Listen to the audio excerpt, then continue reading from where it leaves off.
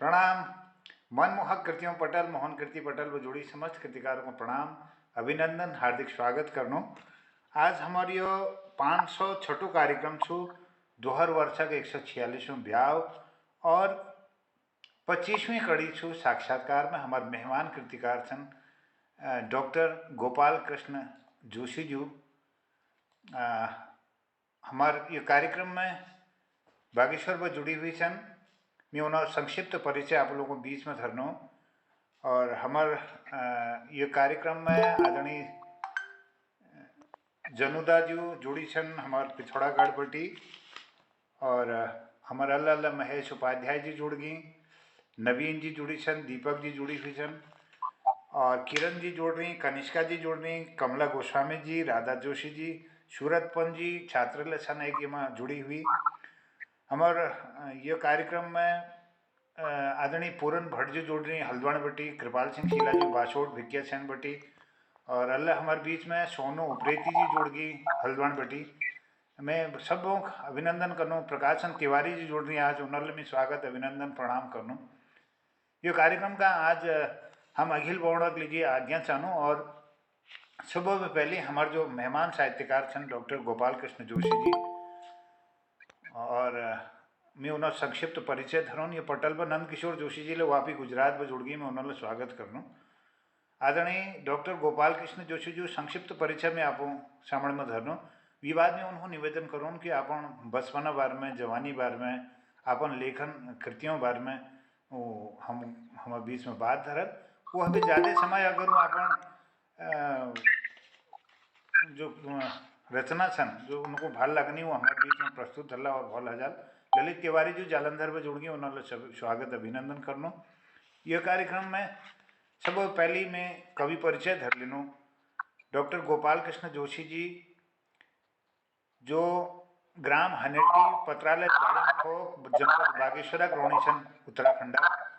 उनर पिताजी नाम बौजू नाम छो श्री बंशीधर जोशी जी, उन्हें इजाग नाम छो श्रीमती नंदी जोशी जी।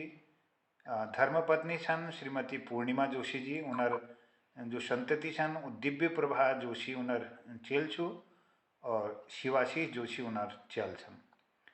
मैं इनर समस्त कुटुंब के प्रणाम करनो और इनर आध्यात्मिक क्षेत्र भागवत कथा वाचन करनी, बहुत सुंदर वाचन करनी, व्यास गद्दी में बैठ हुए इनर हम कदू प्रवचन सुनी छन। इन्हें जन्मतिथि जो 4 जनवरी 1976 और जन्म स्थान बागेश्वर में छो। इन्हें शिक्षा स्नातकोत्तर और पीएचडी छन और लेखन विधाओं में कविता और सामान्य गद्य लेखन करनी। इन्होंने राष्ट्रीय सेवा योजना स्मारिका संपादन लकर रखो, विभिन्न समाचार पत्रों पत्रिकाओं में समसामयिक सांस्कृतिक और लोक सांस्कृतिक विषयों पर इनर लेख प्रकाशित छन और शैक्षणिक संस्थानों में शोध पत्र प्रकाशित छन। विभिन्न अवसरों पर आकाशवाणी में इनर वार्ता प्रसारण है जो और क्षेत्रीय स्तर पर जुदुला कवि मंच छना उन्हें संचालन इन्होंने बखूबी बढ़िया ढंगल करनी और अल्लाह पहरुक जो 13 सम्मेलन से तो वेगले संचालन नूल बागेश्वर में बहुत बढ़िया करो संयुक्त रूप पर। और यो आजकल प्रवक्ता रूप में कार्य करने लग रही इंटरमीडिएट कॉलेज में अपन घर के पास में। मैं ये विभूति को प्रणाम करनो, उनको बहुत अभिनंदन करनो, आभार व्यक्त करनो कि उन्होंने व्यस्ततम कार्यक्रम पर पटल लीजिए समय निकालो। अपन बात धरते हुए मैं उन्होंने निवेदन करूँ कि अपन ज़्यादा से ज़्यादा जदों अपन कविताओं गीतों और संस्कृत में रचित रचनाओं हमार ज्ञानवर्धन कर सको, मैं उनको आमंत्रित करनूँ। सब लोगों को आमंत्रित करनो ये को सुनना लीजिए और उन्हें उपस्थिति लीजिए। मैं आभार व्यक्त करते हुए धन्यवाद करना सब लोगों को और आशा करना कि पूरा कार्यक्रम का आप देखला तो मैं समान सहित आमंत्रित करनी डॉक्टर गोपाल कृष्ण जोशी जी। बहुत बहुत अभिनंदन, हार्दिक प्रणाम, स्वागत। जय। धन्यवाद जो कार्यक्रम पूरा कुमाऊनी मणि रोल ने या हिंदी प्रयोग हम कर सकूं ना जो आपको इच्छा हो सर।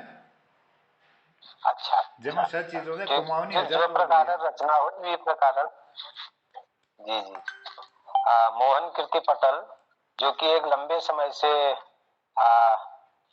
ऑनलाइन कार्यक्रमों का संचालन और काव्य की सेवा में संलग्न है।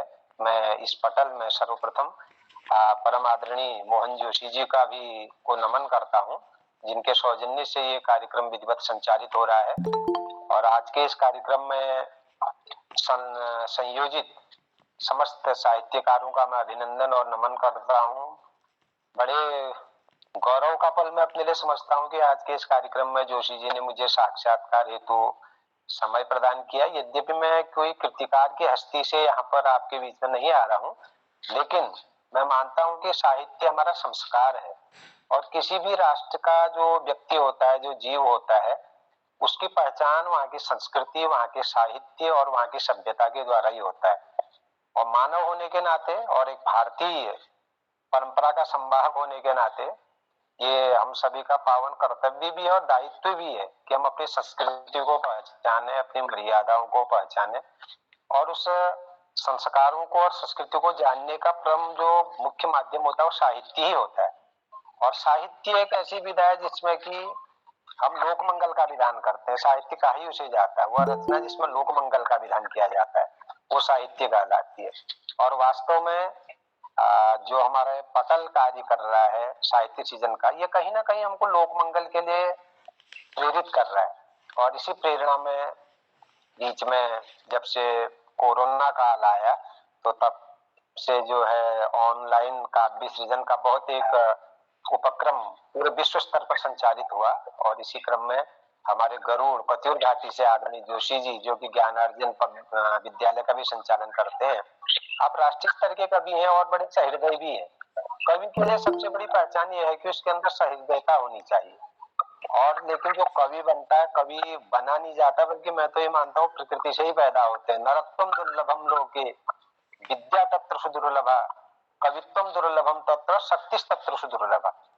तो हमारे मनुष्य बनना ही बहुत मुश्किल है। मनुष्य योनि हमें बड़ी मुश्किल से प्राप्त होती है और वहां पर विद्यावान होना वो और कठिन है। मनुष्य बन भी जाए लेकिन विद्यावान होना और कठिन है।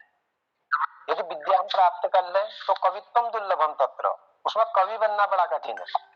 कवि बन भी जाए, जोड़ तोड़ कभी गोपाल जोशी भी कर लेता है, लेकिन शक्ति तत्र दुर्लभ, उस कवित्व में शक्ति आना, जिस कवि काव्य को हम भी स्वीकार करें और समाज भी उसको स्वीकार करे और उसको एक स्वीकृति प्राप्त हो, वो कविता कहलाती है। और यद्यपि अपनी रचना तो हर एक को अच्छी लगती है। गोस्वामी जी की एक रचना मुझे याद आ रही है, उन्होंने लिखा कि निज कवित्व को ही लाग न नीका, सरस हो या अथवा अति फीका। अपनी रचना तो हर एक को अच्छी लगती है, चाहे सरस हो या फीकी हो, लेकिन सबसे बड़ा व्यक्ति वो है जो पर भनति सुनति हर्षाई, जो दूसरे की कविता को सुनकर के प्रसन्नता का अनुभव करता है, दूसरी की कविताओं को सुनता है और उसको सम्मान देता है, वो सबसे बड़ा व्यक्ति होता है। और वो सबसे बड़े व्यक्ति के रूप में मेरे लिए आप अभी 19 लोग जो भी इस संवाद में जुड़े हुए हैं, आप सभी लोग मेरे लिए उसी के समान है कि आप महान हैं, कि आप जो है मेरी कविता या मेरे विचारों को सुनने के लिए संयोजित हुए हैं।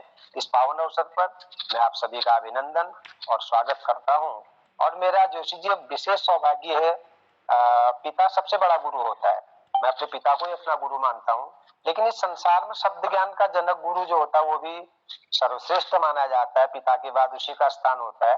तो मैं स्नातक की जब कक्षा मैंने ज्वाइन की थी तो मुझे जिनका विशेष मार्गदर्शन मिला और आज भी मिल रहा है, मेरे गुरुजी भी श्री नवीन चंद जोशी जी, जो कि राजकीय इंटर कॉलेज नैनीताल जनपद में ही कार्यरत है, वो भी आज जुड़े हुए हैं, जिनकी कृपा से ही मैं 2 शब्द बोलने का साहस करता हूँ। तो आपका जैसे परिचय की बात आई, तो मेरा परिचय तो जोशी जी ने लगभग दे ही दिया। गोपाल कृष्ण बड़ा बहुत लंबा चौड़ा मेरे पिताजी ने नाम मेरे को दे दिया जब मेरा नामकरण संस्कार हुआ था। आज तो लोग नाम का भी बड़ा सर्च करते हैं, जब बच्चे का नामकरण होता है तो नेट पर सर्च करते हैं नाम क्या रखा जाए। और 76 में मेरा जन्म हुआ, मेरे पिताजी ने इतना बढ़िया नाम रख दिया मेरा, गोपाल कृष्ण।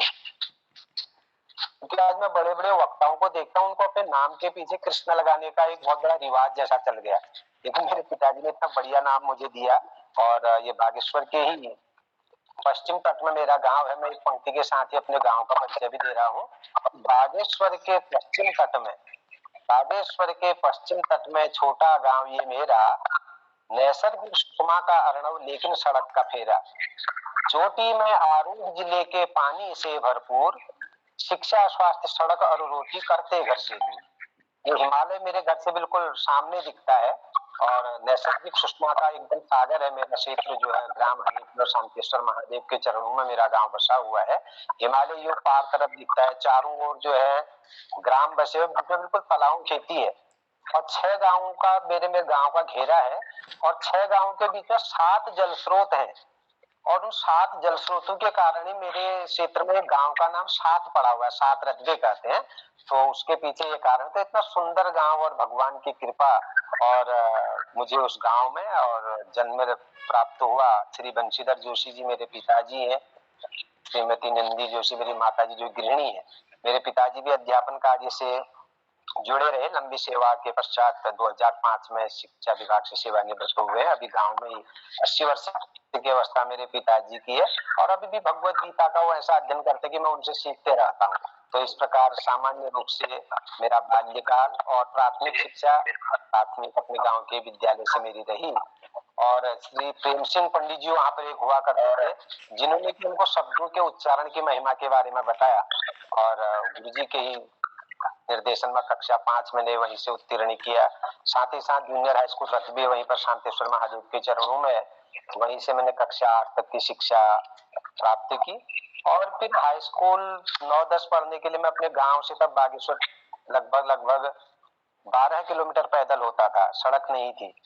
तो बागेश्वर जीआईसी से मैंने हाई स्कूल भी किया, फिर यहीं से इंटरमीडिएट की मेरी शिक्षा आरंभ रही और फिर मैं इंटरमीडिएट के कुछ कालखंड ऐसा विशेष रहा कि मैं ये जोशी जी के क्षेत्र गरुड़ में चला गया और सन 1995 में इंटरमीडिएट की परीक्षा मैंने जीआईसी गरुड़ से उत्तीर्ण की और तभी मैं जोशी जी को वहाँ देखता था। आपका ज्ञानार्जन विद्यालय वहाँ पर संचालित होता था, मेरे छोटे भाई ने आपसे शिक्षा भी ग्रहण किया आपके विद्यालय से।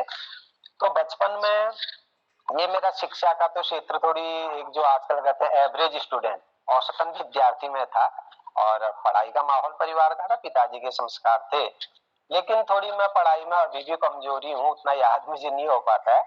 हो गया, इंटर पास हो गया मैं जैसे भी रहा। उसके बाद जो है एक हल्का सा परिवर्तन यहाँ पर मेरे जीवन में आया जिसका जिक्र मैं आज साक्षात्कार में करना चाहूंगा।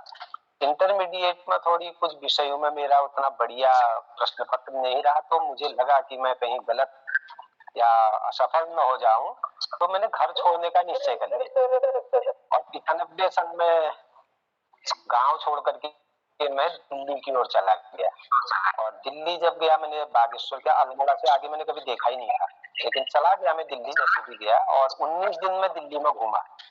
उसके बाद मैंने प्राइवेट सेक्टर में वहां पर काम करना शुरू कर दिया, टेलीविजन कंपनी में मैंने सेवा शुरू की। तब उत्तराखंड राज्य आंदोलन बड़े चरम पर था और उसी कालखंड में इंद्रमन बड़ोनी जो कि गढ़वाल से थे, वो बागेश्वर में एक सभा का यहाँ पर नेतृत्व करने के लिए आए थे। उस सभा में भी मुझे एक व्याख्यान का अवसर मिला सन 94 में। तो इसी समय में जो है 95 में भी दिल्ली की ओर चला गया और वहाँ प्राइवेट सेक्टर में काम किया और यहाँ परीक्षाएं देर हो गई थी, आंदोलनों का दौर था, समय पर रिजल्ट नहीं आ पाता, तो उस पर जुलाई अगस्त में जो है परीक्षा फल आया बोर्ड का और मैं आप सभी लोगों के स्नेह प्रेम से उत्तीर्ण भी हो गया और तब जाके फिर मैं वहां से मेरे जीवन का एक नया अध्याय शुरू हुआ। तो 95 में इंटरमीडिएट के बाद में दिवाली पर अपने गांव पहुंचा। गांव में आने के बाद जो है मुझे एक ऐसा व्यक्ति मिला, घनश्याम जोशी उनका नाम था। आज जब मेरा उनसे संपर्क नहीं है, लेकिन वो कहीं नैनीताल जनपद में रहते हैं। उन्होंने मेरे से कहा बीए करके क्या करोगे, संस्कृत जगत में चले जाओ, आपको संस्कृत ठीक लगती है।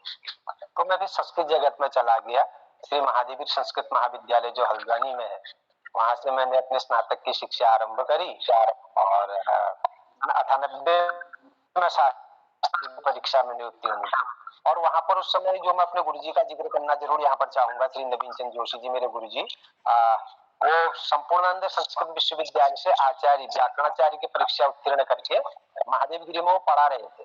और एक विशेष बात रही जोशी जी, उन्होंने 7 वर्ष तक उस विद्यालय में निःशुल्क अध्यापन कार्य किया और मुझे भी उनके सानिध्य में अध्ययन का अवसर प्राप्त हुआ और फिर गुरुजी का राजकीय सेवा में उनकी नियुक्ति हो गई। इंटर काले राठी घाट को चले गए फिर मैं भी कमरा लेकर के हल्द्वानी में ही मैंने अपना शास्त्री की परीक्षा भी दी, फिर आचार्य की परीक्षा बनारस यूनिवर्सिटी से मैंने दी। इस प्रकार 2000 सन में आचार्य भी किया। फिर तुरंत शिक्षा से जुड़ाव था, तो मैं अध्यापक ही बनने का, मेरा अभी भी मैं अध्यापक ही बनना चाहता हूँ और मेरे लिए सबसे बड़ा यदि कोई व्यवसाय है तो अध्यापन है। तो फिर मैं विवेकानंद विद्यालय अल्मोड़ा में 2 वर्ष मैंने पढ़ाया। विवेकानंद में पढ़ाने के पश्चात फिर मुझे कुछ लगा कि आर्थिक आवश्यकता भी मनुष्य की रहती है, वहां पर सैलरी कुछ कम थी और कुछ पढ़ाई का समय भी कम मिल रहा था, तो मैंने कुमाऊं यूनिवर्सिटी से ही द्वितीय विषय हिंदी से परास्नातक किया। और प्रोफेसर जगत सिंह बिष्टी जी, जो कि आज वहाँ कुलपति बन चुके हैं, कुमाऊं यूनिवर्सिटी के कार्यवाहक कुलपति हैं, उन्होंने मेरा साक्षात्कार एक जगह लिया था, मेरी नियुक्ति हुई थी विद्या मंदिर में। तो उन्होंने मेरे से कहा कि आप एमए संस्कृत तो है, मैं हिंदी भी करिए और मैं आपको साहित्य उपलब्ध कराऊंगा। उन्होंने बहुत सारी पुस्तकें मुझे दी और कुमाऊं यूनिवर्सिटी से मैंने हिंदी से भी परास्नातक किया। और उसी कालखंड में मैं आध्यात्मिक क्षेत्र से भी जुड़ा और भागवत कथा का मुझे बाल्यकाल से शौक रहा था। तो उस समय जो है हमारे घर में तो पौरोहित्य कोई नहीं करता था, या किसानी थे या भी अध्यापक थे। तो मैंने स्वयं भागवत की कथा का भी अभ्यास किया और सन 97 सन में जब मैं 21 वर्ष की मेरी अवस्था थी, तब मुझे नैनीताल जनपद भीमताल के पास में सलड़ी एक जगह है, उसके बाईं तरफ में माँ दुर्गा जी का बड़ा भव्य मंदिर है। तो उस मंदिर में सन 97 में प्रथम देवी भागवत करने का अवसर मुझे प्राप्त हुआ। तो 21 वर्ष की अवस्था में मैंने भागवत कथाओं के क्षेत्र में भी प्रवेश किया और भगवत कृपा से आज लगभग 80 कथा वाचन का अवसर 80 बार मुझे प्राप्त हो चुका, जिसमें श्रीमद् भागवत, देवी भागवत, शिव पुराण और मार्कंडेय पुराण, तमाम पुराणों के कथा वाचन का भी मुझे अवसर मिला। और भगवत कृपा से अपने उत्तराखंड, उत्तर प्रदेश, राजस्थान और बॉम्बे तक मुझे कथा वाचन का अवसर कई स्थानों पर प्राप्त हुआ। और इस प्रकार से ये भी यात्रा चलते रही। लेकिन अध्यापक बनना स्वभाव में भी था, इच्छा भी थी और सामाजिक आवश्यकता भी थी, तो इसलिए नौकरी की ओर पे रुझान था ही। तो 2006 में मुझे इंटर कॉलेज कोयराली, जहाँ पर मैं भी पढ़ा रहा हूँ, यहाँ पर प्रवक्ता के रूप में मुझे सेवा करने का भी अवसर प्राप्त हुआ और आज 16 वर्ष की सेवा लगभग मैं वहां पर पूरी कर चुका हूँ। और ये सेवा का क्रम दिन प्रतिदिन उत्साह से आगे को बढ़ रहा है और बड़ा आनंद आ रहा है। और इसी बीच में तमाम साहित्यकारों के साथ जुड़ना और साहित्यिक गतिविधियों में जाने का अवसर मुझे बराबर मिल रहा है। तो ये सेवाएं भी चल रही थी और यहाँ 2006 में जब मेरी नियुक्ति हुई तो राष्ट्रीय सेवा योजना से भी जुड़ने का मुझे अवसर मिला। तब मैंने मैं भी अभी जो काव्य क्षेत्र की यात्रा की बात आ रही है, उसमें यदि मैं बढ़ूं तो लेखन का तो यद्यपि मैं कविताएं छोटी पंक्तिबद्ध या छंदबद्ध पहले भी लिख रहा था, कोशिश कर रहा था, लेकिन यहाँ पर कई बच्चों की भावनाओं को समेटने का अवसर मुझे मिला। और मैंने उन बच्चों के साथ जब 7 दिवसीय आवासीय शिविर किया, इतना प्रभावित और इतना भावुक मैं हो गया कि मैं सोचने लगा कि इन बच्चों की भावनाओं को मैं कैसे लिपिबद्ध करूं। तो मैंने बच्चों की भावनाओं को स्वयं लिपिबद्ध भी किया, अपने विचार भी दिए, बच्चों को भी मैंने लेखन के लिए प्रेरित किया। तो इस प्रकार से मैंने लगभग 2-3 महीने में बच्चों के साथ कुछ साहित्य को इकट्ठा किया और एक स्मारिका, राष्ट्रीय सेवा योजना की स्मारिका का मैंने संपादन किया और अपने वैयक्तिक खर्चे पर, जिसको कि हमारे अपर शिक्षा निदेशक और शिक्षा विभाग में भी बड़ा सराहा गया। यद्यपि राष्ट्रीय सेवा योजना के कार्यक्रम लंबे समय से चल रहे थे, लेकिन एक अपने वैयक्तिक खर्चे पर एक स्मारिका का संपादन एक अभिनव प्रयोग था और प्रथम प्रयोग था उत्तराखंड में। तो तब कई अधिकारी लोगों ने और हमारे जो जनप्रतिनिधि उन्होंने उसको बड़ा सराहा भी। तो वहां पर मुझे थोड़ी लिपिबद्धता, अपने विचारों को करने का अवसर, लिपिबद्ध करने का अवसर प्राप्त हुआ और बीच बीच में लेखन भी चलता रहा। तो जब लेखन की बात आई हुई है तो मैं मानता हूँ कि भाषा की जो मूल हमारी भारतीय भाषा है, उसमें संस्कृत को सबसे प्राचीन भाषा माना जाता है। तो गुरु जी की कृपा से मैं संस्कृत में भी थोड़ी प्रवेश कर रहा हूँ और लिखने का प्रयास करता था। तो मैं एक बागेश्वर जो हमारा है, बागेश्वर अपने आप में एक धार्मिक स्थल भी है, ऐतिहासिक स्थल भी है, राजनीतिक स्थल भी है। तो बागेश्वर में बागनाथ जी का मंदिर है और यहाँ दाईं तरफ में चंडिका मैया, बाईं तरफ में नीलेश्वर भगवान, बाईं तरफ में उत्तर दिशा में रामचंद्र का मंदिर, राम मंदिर, और यहाँ दक्षिण में हनुमान जी का मंदिर है। तो सारे मंदिरों को मैंने एक संस्कृत के श्लोक में बांधने का प्रयास किया, तो मैं मंगलाचरण के रूप में अपनी उस रचना को आपके सामने रख रहा हूँ। और ये शार्दुल विक्रीडित छंद में है। श्री स्वागत चंडी स्वागत, अभिनंदन। सुविराजिता च शिखरे शैले श्रीनीले शिवः मध्ये श्री सरयू प्रवाह सततम श्री गोमती संयुतम् याम्ये दिक् श्री अंजना सुतनयः श्री रामचंद्रोत्तरे श्री व्याघ्रेश्वर संयुतासुरगणा कुर्वन्तु नो मंगलम् श्री बाणेश्वर आद्य रूप सहितम् वागीश्वरं शंकरम् क्षेत्रज्ञं श्री भैरवं प्रभुवरं श्री दत्तदेवंबरं वेणी माधव यज्ञ पूर्ण पुरुषं ध्यानेन ध्यायन्ति ये ते विन्दन्त्यखिलं शुभं सुविमलं ज्ञानम धनम मंगलम। हमारे बागेश्वर के जितने भी देवता हैं, कुर्वन्तु नो मंगलम, इस पटल में जुड़े हुए हम सभी का मंगल करें, कल्याण करें, ये कामना इस मंगलाचरण में मैंने की। और हमारी भारतीय परंपरा रही है, हम कोई भी कार्य का आरंभ करते हैं तो मंगलाचरण से। और साहित्य के क्षेत्र में जब हम अपना चरण रखते हैं, अपनी लेखनी को आगे बढ़ाते हैं, तो वहां भी माँ शारदा की वंदना हमारे लिए बहुत आवश्यक हो जाती है। तो मैंने भी एक शारदा वंदना हिंदी में लिखने का प्रयास किया है। जोशी जी का जैसे निर्देश भी है कि अपनी रचनाओं को भी बीच बीच में रखें। मैं आप सभी के चरणों में अपनी इस शारदा वंदना को रख रहा हूँ। बहुत सुंदर। और स्वर देने का भी प्रयास कर रहा हूँ। ऐसे मेरा कंठ इतना कोमल नहीं है, लेकिन मेरा भाव बड़ा कोमल रहता है।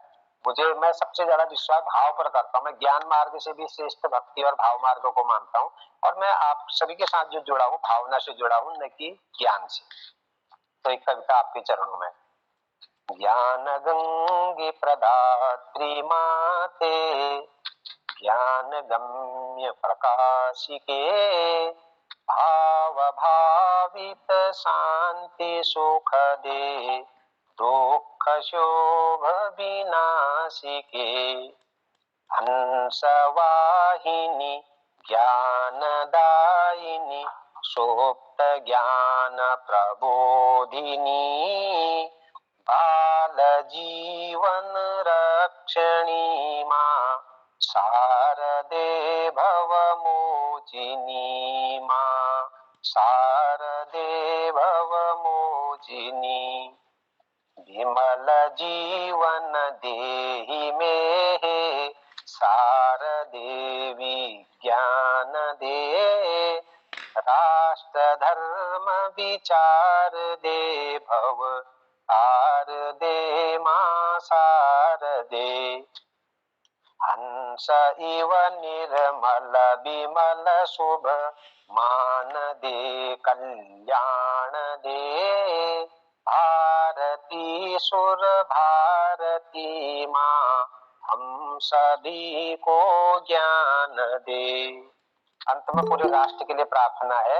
सर्वधर्म समान भाव विराट शक्ति विचार दे प्रेम रस पर पूर्ण संस्कृति भारते देशार दे प्रांत खंड विचार त्याग समष्टि का वरदान दे त्रिविध ताप टरे सभी के शारदे कल्याण दे माँ शारदे कल्याण दे। माँ शारदा के चरणों में नमन करते हुए मैं प्रार्थना करता हूँ माँ से कि हे माँ, हम सभी के जीवन को आप मंगलमय कल्याणकारी और राष्ट्र विचारधारा से ओतप्रोत आप हमारे जीवन को करें। प्रांत खंड की जो विचार है ये दूर हो, बल्कि हम सबके अंदर समष्टि का विचार आए। वास्तव में हम वैयक्तिक रूप के से बहुत काम करते हैं, लेकिन समष्टि के लिए जो व्यक्ति काम करता है समाज में उसको बहुत लंबे समय के लिए याद किया जाता है। मुझे याद आ रहा है कि सुकरात जब अपना जीवन का बहुत चरम उत्कर्ष में थे और पूरी व्यवस्थाओं को सुकरात प्रभावित करने लग गए थे, तो उस समय उनको मारने की भी बात आ गई और ऐसे प्रयास किए गए और हुआ भी अंत में ही। तो सुकरात के पास उनका शिष्य प्लेटो भी पहुंचा था उसने उनको बचाने का जो है पूरा प्रयास कर लिया था और वहां से बाहर निकलने का भी मार्ग बता दिया था। लेकिन सुकरात ने उनसे एक ही चीज कही कि देखिए, यदि मैं यहाँ से बाहर निकल जाऊंगा तो मैं बच जाऊंगा, लेकिन बचा नहीं, अच्छी तरीके से मर जाऊंगा, लेकिन मैं नहीं चाहूंगा बाहर। और सुकरात बने रहे। तो सुकरात यद्यप शरीर से मर गए लेकिन आज भी जीवित है। वो क्यों है? क्योंकि उन्होंने समष्टि के लिए काम किया था। उन्होंने अपने व्यक्तिगत बचाव के लिए प्रयास नहीं किया। जिस अध्यात्म पर वो आगे बढ़ रहे थे और जिस एक ईश्वरवाद पर वो विचार रख रहे थे, उन्हें तटस्थता से अपना विचार रखा। और सुकरात को आज विश्व के श्रेष्ठ दार्शनिकों के रूप में हम अभी भी स्वीकार करते हैं, क्योंकि वो उनकी समष्टि की विचारधारा थी। तो इस पंक्तियों के माध्यम से मैंने भी माँ जगदम्बा से हम सबके अंदर समष्टि का विचार आवे, इस प्रकार की प्रार्थना की। और उत्तराखंड राज्य जब बना था तो उस समय एक श्लोक मैंने लिखा था, जोशी जी, शुभ्रेषु शिखरेषु विराजमानः, ऐसा है उत्तराखंड। शुभ्रेषु शिखरेषु विराजमानः, धर्मेषु कार्येषु प्रवर्तमानः, राष्ट्रस्य शीर्षे आदर्श रूपे विराजतेयम उत्तरापथम यः। औद्योगिके भौतिक आत्मयोगे वैज्ञानिके शीर्ष पदे प्रतिष्ठम, निखिलस्य विश्वस्य गुरु स्वरूपम, नमामि नित्यम उत्तरापथम तम। उत्तरापथ भी हमारे उत्तराखंड का एक नाम है। तो इस उत्तरापथ को भी नमन करता हूँ, क्योंकि जिस भूमि में हम हैं, तो भूमि देवता को नमस्कार करना बहुत जरूरी छो। तो आज मैं उत्तराखंड पावन भूमि का नमन करनू।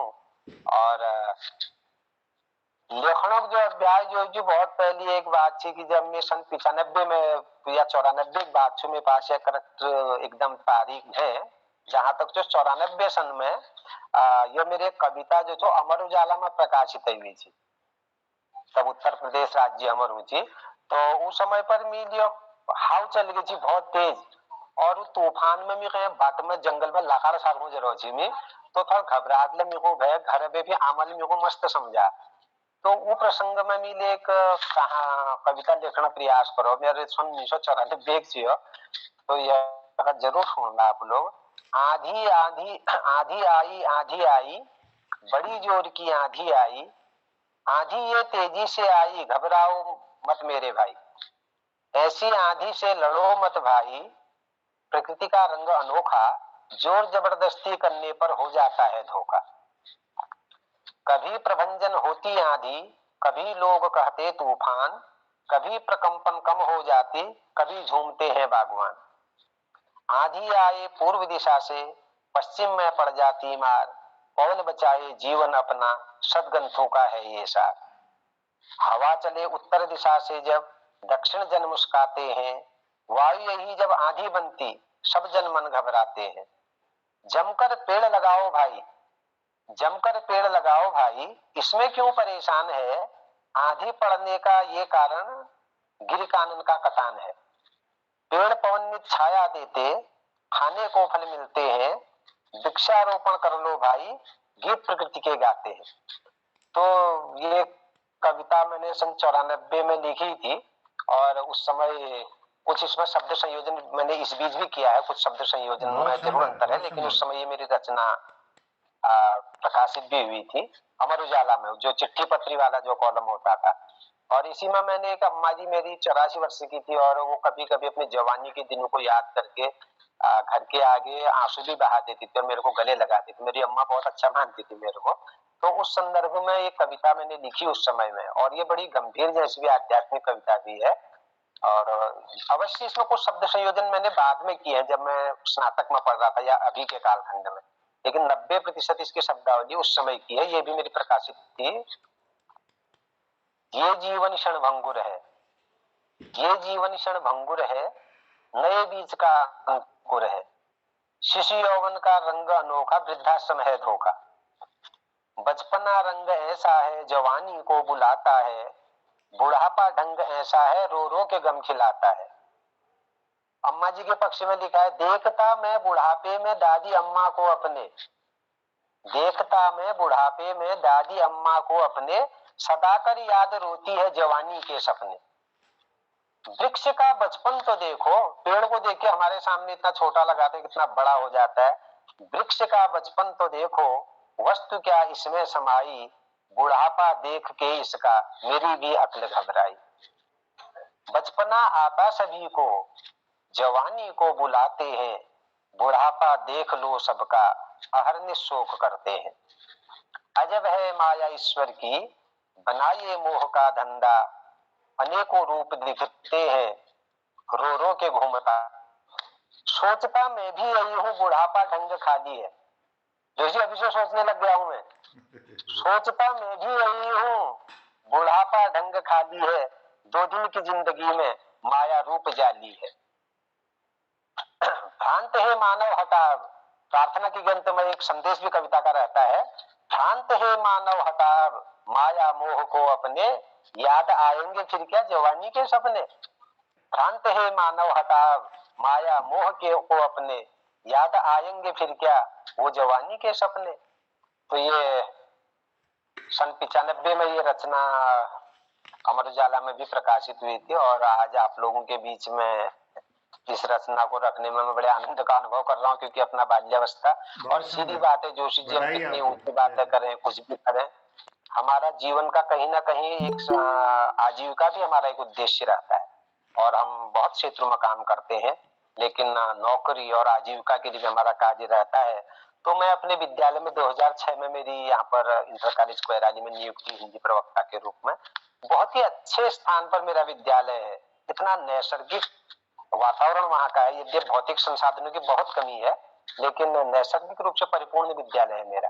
तो उस पर एक रचना मेरी है, विद्या का मंदिर ये पावन, नैसर्गिक सुषमा मन भावन, संगम षट ऋतुओं का देती, बच्चों के मन को हर लेती, शुभ्र हिमाल प्रफुल्लित करता, जीने का साहस है भरता, वृक्षों की मधुरिम ये छाया, निश्चित ईश्वर की ये माया, शिखरे स्थित जगदम्बा माता, विद्यालय के शिखर में माँ का मंदिर है, शिखरे स्थित जगदम्बा माता, नरगोलू आधार का, और उसके जड़ में जो है नरगोलू गुल भगवान का मंदिर है। शिखरे स्थित जगदम्बा माता, नरगोलू आधार कहाता, रक्षण करते भैरव स्वामी, विद्या के हम सब अनुगामी, वीणा वादिनी वाणी वरदे, माँ से प्रार्थना की, वीणा वादिनी वाणी वरदे, चंचलता तू मन की हर दे, अर्णव यू गंभीर बना दे, मेरे सोए भाग्य जगा दे। तो इस प्रकार से माँ से इसमें प्रार्थना की, और क्योंकि जिस संस्था से हम जुड़े हुए हैं वास्तव में हमको और एक आधार भी वहां मिला है।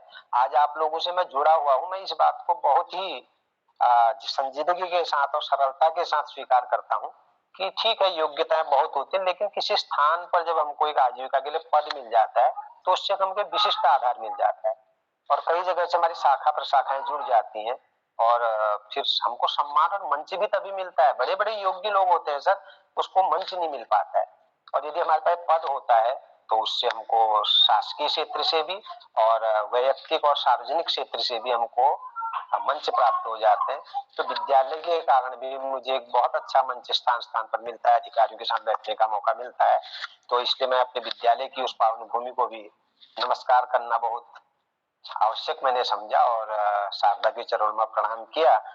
और ये संसार तो स्वार्थमय है, हम यहाँ बैठे हैं, ईजा बाबू बुढ़े हैं, घर में है, और कई बार जो है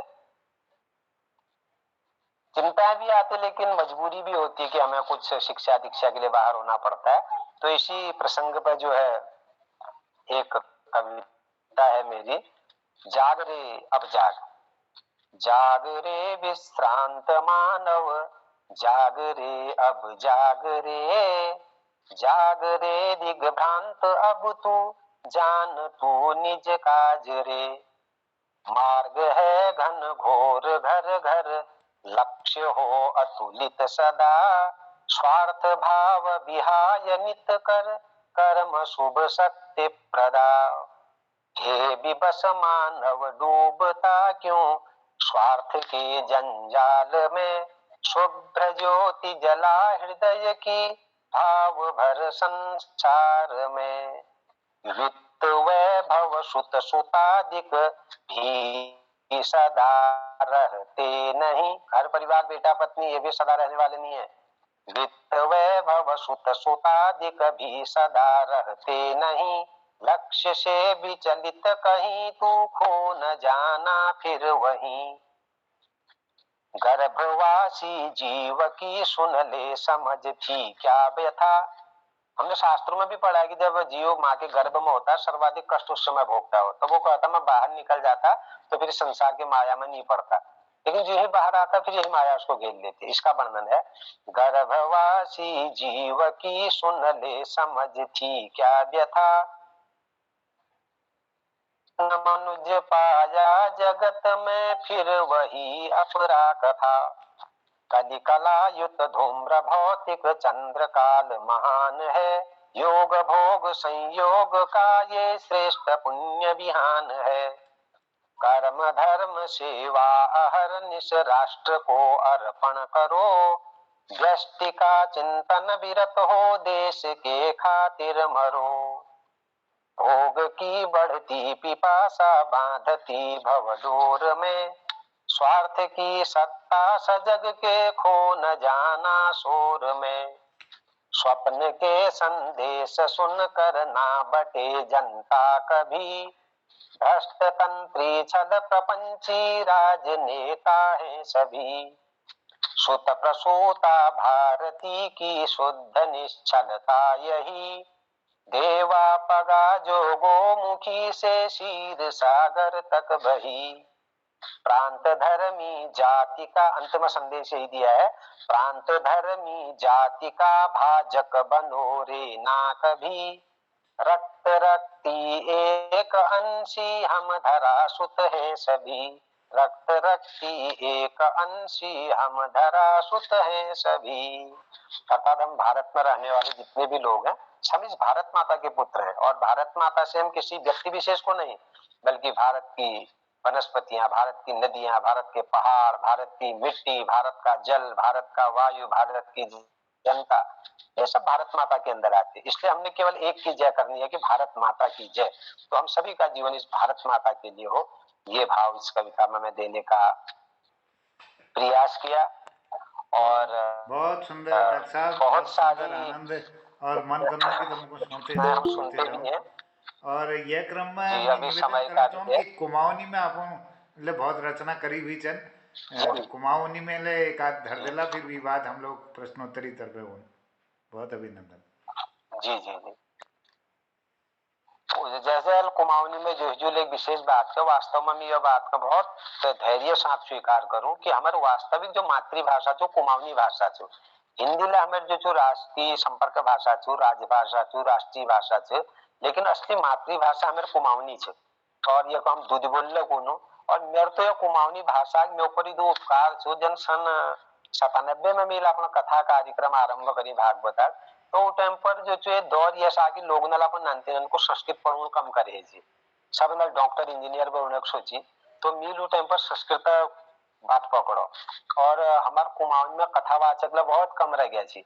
तो उस समय पर मिल कुमाऊनी में अपन कथा को वाचन मिल आरंभ करो, और तब जो छो कुमाऊनी में कई बार कथा करने के लिए अवसर मिलो, और बहुत भल ख्याति मेरे को कुमाऊनी में मिली। मैं तो यह लीजिए कुमाऊनी में विशेष लगाव लरूं। और कोरोना ये बीच में है वो, तो कोरोना पर एक मेरी कविता थी जो कि कुमाऊनी भाषा में छुई, यकनी सुने दिनों में है, सुनो भाई बंधु सब रोग, अकेले की कोरोना आजकल आए बरण भगो सावधान होना जरूरत छो, तो यही संदेश में कविता छे, सुनो भाई बंधु सब रोग एरो खडबटान, कोरोना छो नाम एक दैत्य बड़ो चकमकान, कोविड-19 छुयो, कोविड-19 छुयो, सांस बंद कर दिनो, हट चार गौ पकड़ बे खून कयो चुस लेनो, सुनो भाई बंधु सब रोग एरो खडबटान,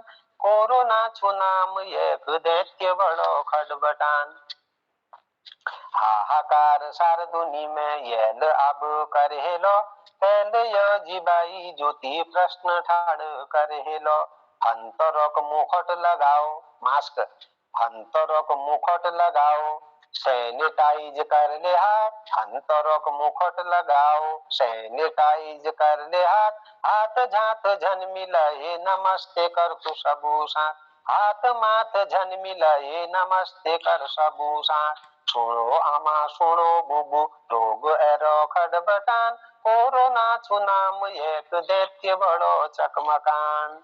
तो यह प्रकार जो कोरोना जो जल की भयंकर आतंक मचाई हुई थी एक संदर्भ में अच्छी। बहुत और एक सुंदर। आजकल पूरे विश्व में हाँ, स्वच्छता चल रहा बहुत ज्यादा। मोदी जी ने स्वच्छता स्वच्छता को और वास्तव में स्वच्छता में जीवन जो छो और विशेष अंग छो। तो एक रचना कुमाऊनी में मैं स्वच्छता पर थी, तो संक्षेप में को सुने दिनो। आमा बुबु सोनो सब काम छुयो बड़ महान, साफ स्वच्छ कर दियो अब घर मकान बाट दुकान। नी पकड़ो यो पोलोथीन, नी पकड़ो यो पोलोथीन, दैत्य छुयो चक मकान, एक धुंग बासल अरो है गे यो भाट खजान। चाकाओ पत्ते के पेड़, चाकाओ पाता का दाव लगाओ, पेड़ काटो कम है कम, जंगलों में अग्नि डाओ अब तो करो तुम शर्म। काऊ गरुड़ गिद्ध छना, एक निवेदन किया कि लोग पक्षियों को मार के खा जा रहे जबकि मनुष्य हैं, आज सारे साधन उपलब्ध हैं, सात्विक भोजन लेना चाहिए।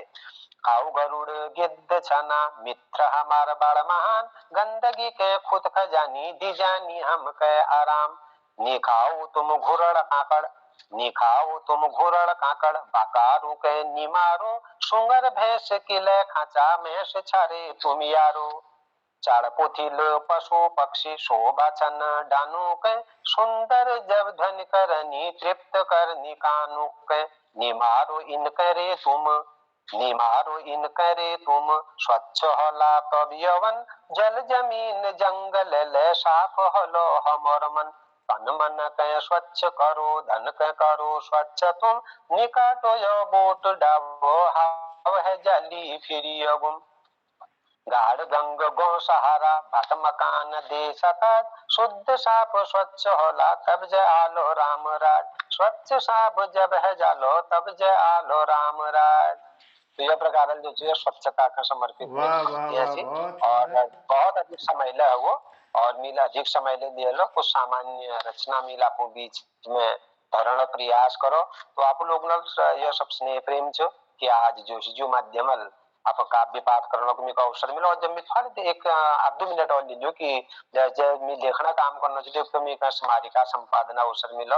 और उसी में लेखना को एक किताब मेरा अथक प्रकाशित है भी ने, लेकिन योजना चूंकि भविष्य में एक अपन काव्य संग्रह निकालने की कोशिश करन। और लेकिन यह मेरा सौभाग्य जो कि चाहे बागेश्वर में प्रगटेश्वर सीजन मंच जो इन लेख रचना निकली हिंकू नामल। तो हिंकू मतलब जो मेरे को भूमिका लेखना अवसर मिला। और जो जब कुमाऊनी भगवत गीता निकली हो मतलब भूमिका लेखना को मेरे को अवसर मिला। कई ग्रंथन में कई जो हमारा काव्यकार कलमकार छन उन्होंने भूमिका लेखना को अवसर मिला मेरे को।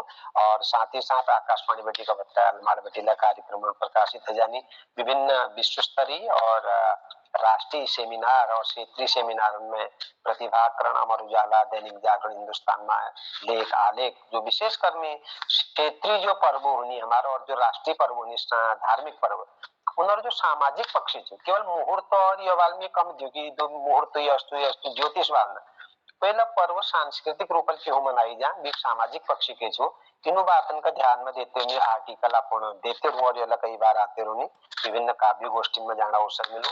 और आज यह बीच में हमारा दगड़ी कमला गोस्वामी और कई हमारे साथी रेणुका मेहरा और गुरु जी कालगंगा प्रकाश तिवारी जी प्रदीप जोशी जी सब लोग जुड़ी सन। मैं आप सब लोग ने प्रति शीला जी हमारे दगाड़ में बहुत पहली बड़ी जुड़ी हुई सन। आप सब लोग न आत्मा बंधन करते हुए पुनः तुमको प्रणाम सबन का प्रणाम करते हुए बहुत अधिक समय ले ले जबकि मेरे को विशेष रचना यातनी थी क्षमा याचना करते हुए आप वाणी का विराम दिन और जो इनका जैसा आदेश और संदेश में गजालु हिसाब में इनका वर्णन। नमस्कार। आभार, बहुत बहुत धन्यवाद। सुंदर प्रस्तुति लीजिए, आपको साधुवाद। और आप जल्दी से जल्दी प्रकाशित सामग्री हमारे सामने में आल में शुभकामना दिनों सुंदर सजनक और उपलब्धियों लीजिए मैं बधाई दिनों आज डॉक्टर गोपाल कृष्ण जोशी जी को। और मैं आभार व्यक्त करना हमारे बीच कार्यक्रम में हल्द्वानी बटी डॉक्टर भगवती पनेरी जी, नैनीताल बटी बीना फुलेरे जी, वापी गुजरात बटी नंद किशोर जोशी जी और हमारे डॉक्टर अधिकारी जी कच्चूर घाटी बटी कार्यक्रम में जुड़ी सी doctor Hemchand Dubey ji professor degree college Garuda ये कार्यक्रम लगातार देखने रहा छी मैं उन्होंने अभिनंदन करनो बहुत धन्यवाद करनो। और विगत दगाड़ में हमारे यहाँ ये कार्यक्रम में आदरणीय पूरनचंद भट्ट जी हल्द्वानी बटी, रमेश चंद सोनी जी फरीदाबाद बटी और जन कवि जनार्दन उप्रेती जी जनुदा हमार पिथौरागढ़ बटी ये कार्यक्रम में अपन आशीर्वाद देने लारी श्री गिरीश चंद बिष्ट जी हसमुख जी दिल्ली बटी कार्यक्रम में अपन आशीर्वाद देने लागरी और डॉक्टर भगवती पनेरू जी है डॉक्टर हमार गोपाल कृष्ण जी की कार्यक्रम में देखने उन्हें दगड़ी ले मैं बहुत आभारी छूँ कि उन्होंने अपन व्यस्ततम कार्यक्रम में ये कार्यक्रम में अपन उपस्थिति बढ़ाई भी धरो हम सबको उत्साह वर्धन करो हल्द्वानी बटी आदरणीय प्रकाश चंद तिवारी जी यो कार्यक्रम में जुड़ी थी सूरज पंत जी हमार कृपा सिंह शिलाजू में अभिनंदन करनो सूरज पंत जी जो पढ़नी है कक्षा 8 में उन्होंने आपको विद्यार्थी के लिए कार्यक्रम में जोड़ रहा थी आदरणीय राधा जोशी जी आदरणीय कमला गोस्वामी जी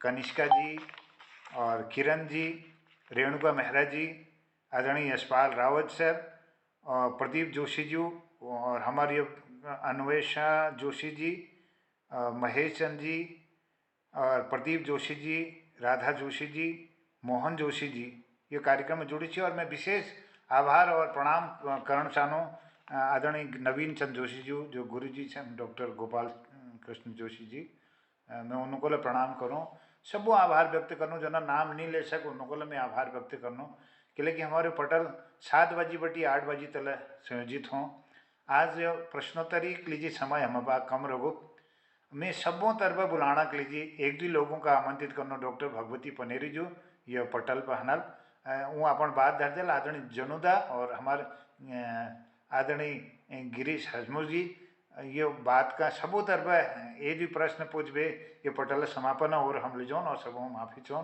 तो आदरणीय डॉक्टर हमारे भगवती दीदी मैं निवेदन करूँ कि आप मन में कोई अगर प्रश्न है तो पूछला और अपन आशीर्वाद ले दिला डॉक्टर भगवती पनेरू दीदी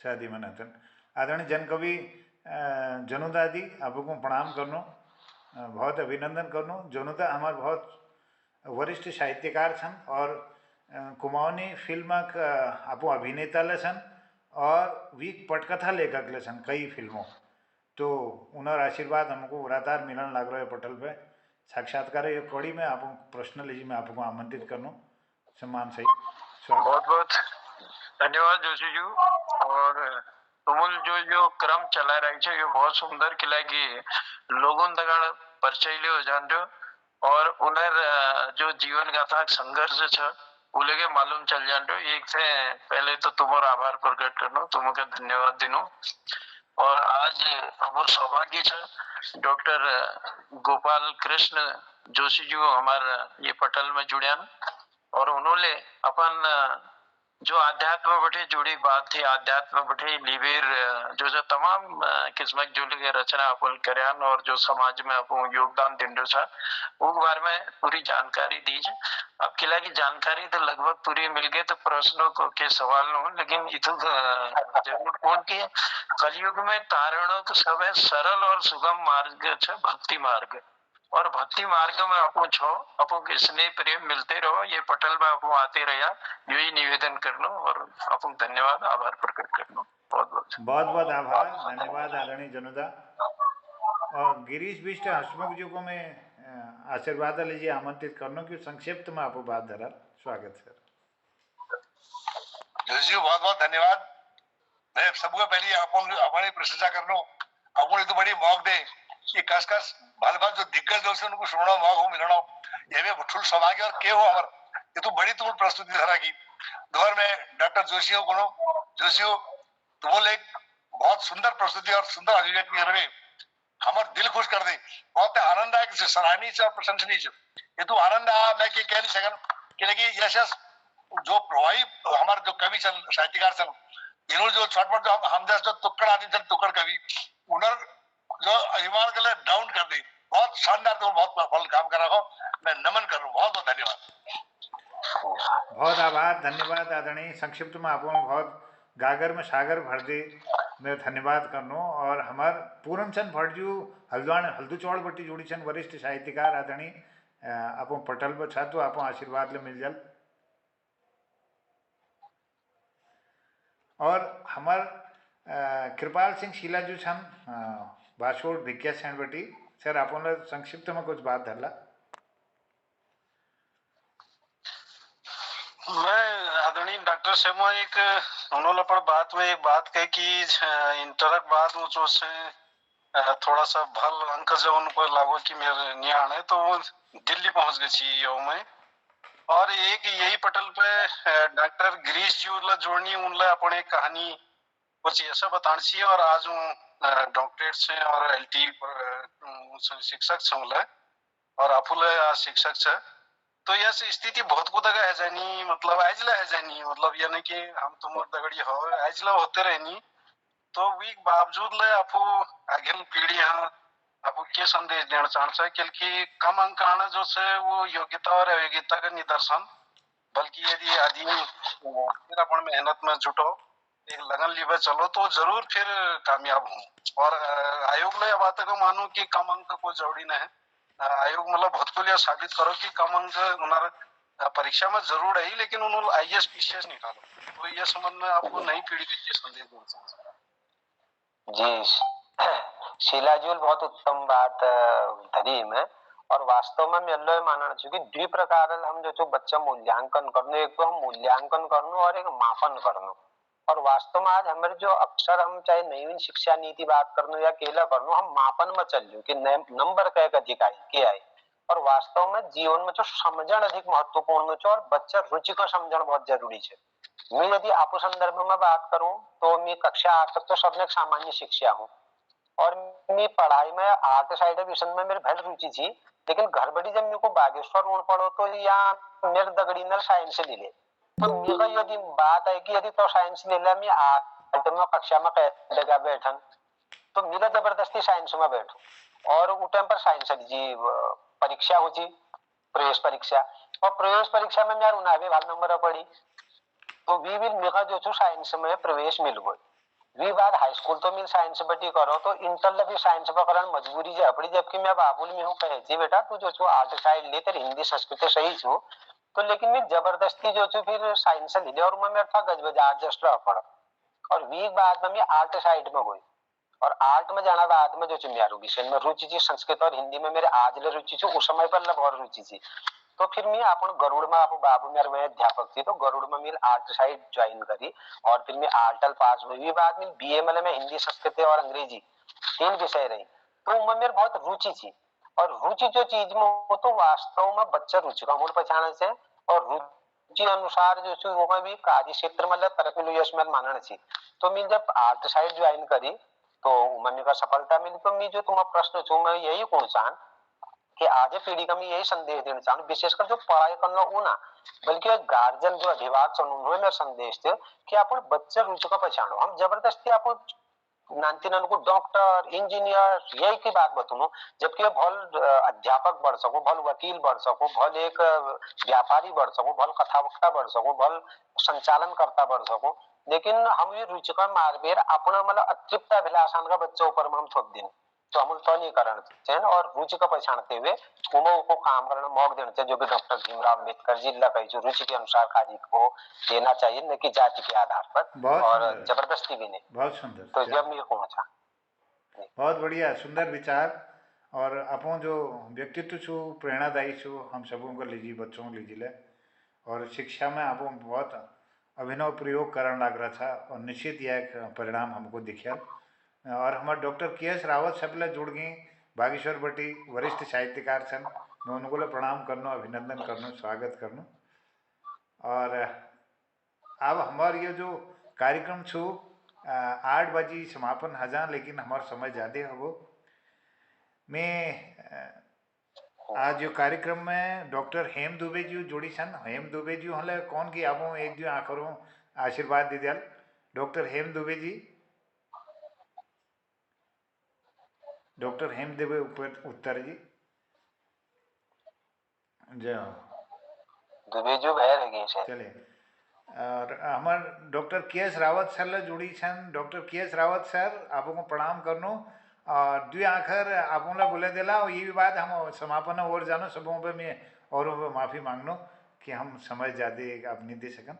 डॉक्टर के.एस. रावत जी आप देर में अच्छा लेकिन ये कार्यक्रम का आप देख सकला फिर दोबारा देखला मैं आपको अभिनंदन करूँ और बहुत आभार स्वागत। जी सर धन्यवाद बहुत बहुत जय हो। सबसे बड़ी धन्यवाद। और जोशजी का साक्षात्कार थी, लेकिन मैं थोड़ा पहली स्टार्टिंग में सुना बात थी, बीच में थोड़ा व्यवधान हो गई थी, तो कि लास्ट में मैं सुन पाई। और लीजिए महफिल थोड़ा कुछ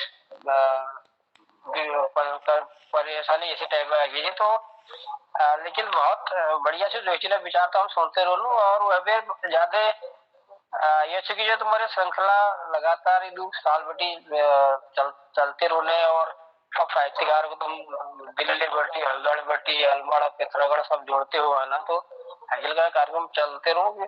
हमारा तो टाइम क्या है कि जो टाइम में कार्यक्रम शुरू हो, वो टाइम में हमारा अन्य कार्यक्रम शुरू चल जाए, नहीं तो या तो फिर 9 बजे बाद टाइम होंगे या फिर 4 बजे पहले टाइम। तो जो तो फिर बहुत बड़ी बात थी कि डॉक्टर जोशी का टाइम और बहुत बढ़िया साक्षात्कार न रहो या रिकॉर्डिंग को भी जरूर सुनने के लिए। हमारे सौभाग्य से कि हमारे बीच में यह टाइम जब शुरुआत होना, हमारे बीच में हमारे पूर्व प्राचार्य आधुनिक श्री रोतेला जी, तो यो बीच में या पधारी। और एक तहवील में थोड़ा डिस्टर्ब पड़ी, तो नहीं जुड़ सकी कार्यक्रम तक, कोई बात नहीं, तो ये कारण है कि उनका जो थोड़ा कलेक्टेड तक जाना पड़ा। बहुत धन्यवाद आदरणीय रावत सर, बहुत धन्यवाद। और मैं रोतेला सर के लिए प्रणाम करूं। मोहन जोशी जो है कवि जी, नमस्कार है। तो ये मिलते तो इसलिए माफी चाह, और बहुत बहुत धन्यवाद सब लोगों के। और अगिल का कार्यक्रम से देखते रहो। और हसमुख जी देखनी हंसले देखी जाने, और देखते ही। और शीला जी सन सबको प्रणाम करते हुए